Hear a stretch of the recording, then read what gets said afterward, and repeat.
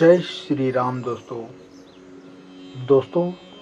आज का प्रसंग बहुत ज्ञानवर्धक है, इसलिए बहुत ध्यान से सुनिएगा। दोस्तों, एक गांव में 4 बहनें रहती थीं।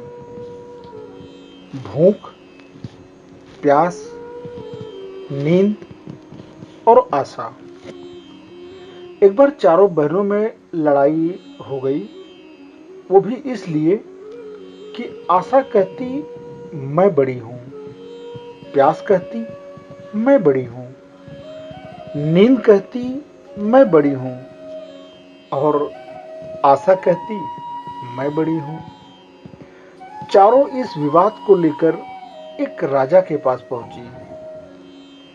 पहली ने कहा बड़ी, दूसरी ने कहा मैं बड़ी, तीसरी ने कहा मैं बड़ी और चौथी ने कहा मैं बड़ी।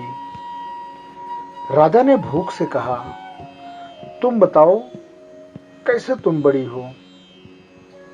तो भूख ने कहा, राजन, मेरे ही वजह से घर में चूल्हे जलते हैं, अच्छे अच्छे पकवान भी बनते हैं और जब थाली सजाकर दी जाती है तब मैं खाती हूं। यह सुनकर राजा ने अपने सैनिकों को आदेश दिया कि जाओ, पूरे राज्य के प्रत्येक कोने कोने में ये घोषणा कर दो कि आज से किसी के घर भोजन नहीं बनेगा।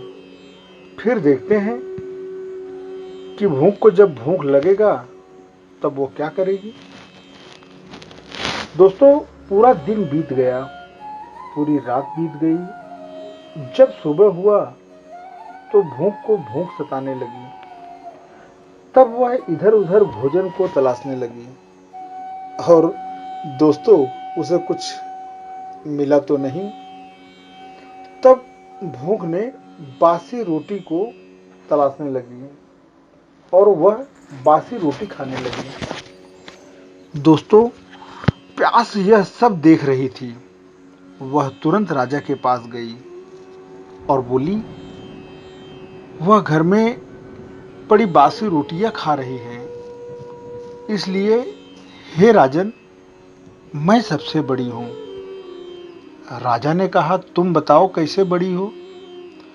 प्यास ने कहा, हे राजन, मैं इसलिए बड़ी हूं कि लोग मेरे ही कारण कुएं खुदवाते हैं, तालाब बनवाते हैं एवं बर्तनों में पानी संचय करते हैं और जब किसी बर्तन में भरकर मुझे देते हैं तब मैं पीती हूं। यह सुनकर राजा ने अपने सैनिकों को आदेश दिया कि सैनिकों, जाओ, पूरे राज्य में घोषणा कर दो कि कोई भी कुएं ना खुदवाए, कोई बर्तनों में पानी ना भरे, सभी तालाबों और कुएं में कड़ी से कड़ी पहरा लगा दो। देखते हैं जब प्यास को प्यास लगेगी तब क्या करेगी। दोस्तों, पूरा दिन बीत गया, एक रात भी बीत गई। जब दूसरे दिन प्यास को प्यास लगी तब वो इधर उधर भटकने लगी। उसे जब कहीं पानी पीने को नहीं मिला तब वह मजबूर हो गई, गड्ढे का पानी पीने लगी। दोस्तों, तभी नींद ये सब देख रही थी। वह राजा के पास गई और उन्हें बताया कि हे राजन, प्यास हार गई, वह गड्ढे का पानी पी रही है। नींद ने कहा, देखिए राजन, इसलिए मैंने कहा कि मैं बड़ी हूं। तब राजा ने नींद से भी कहा, तुम कैसे बड़ी हो?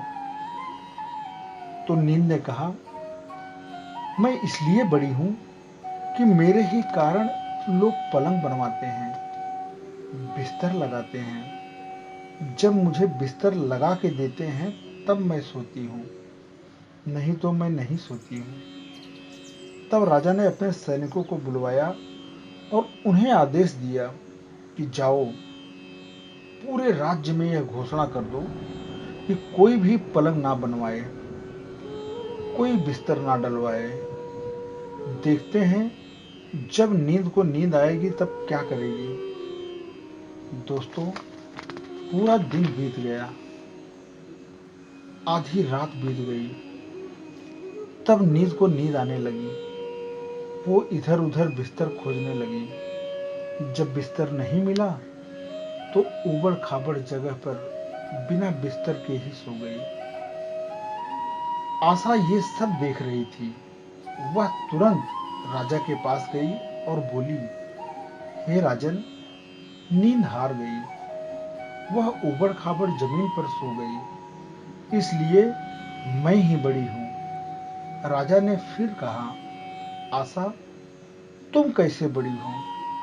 आशा ने कहा, हे राजन, मैं इसलिए बड़ी हूं क्योंकि लोग मेरे ही कारण काम करते हैं, नौकरी धंधा करते हैं, मजदूरी करते हैं, परेशानियां उठाते हैं, लेकिन आशा के दीप को बुझने नहीं देते। दोस्तों, राजा ने यह सुनकर अपने सैनिकों को आदेश दिया कि पूरे राज्य में यह घोषणा कर दो कि कोई भी नौकरी ना करे, कोई मेहनत और मजदूरी ना करे, कोई भी आशा के दीप को ना जलाए। आशा को जब आस लगेगी तो देखते हैं कहाँ जाएगी।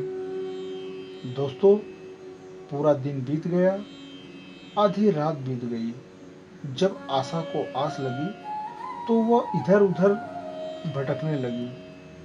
चारों तरफ सन्नाटा था। दोस्तों, सिर्फ एक कुम्हार टिमटिमाते दीपक के प्रकाश में काम कर रहा था। वह उधर जाकर टिक गई। कुम्हार ने देखा, उसका सोने का दीपक, सोने की बाती और सोने का महल बन गया।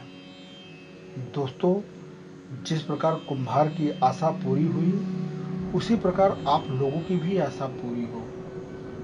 आप लोग भी आशा के दीपक को प्रज्वलित कर कर्म करते रहिए।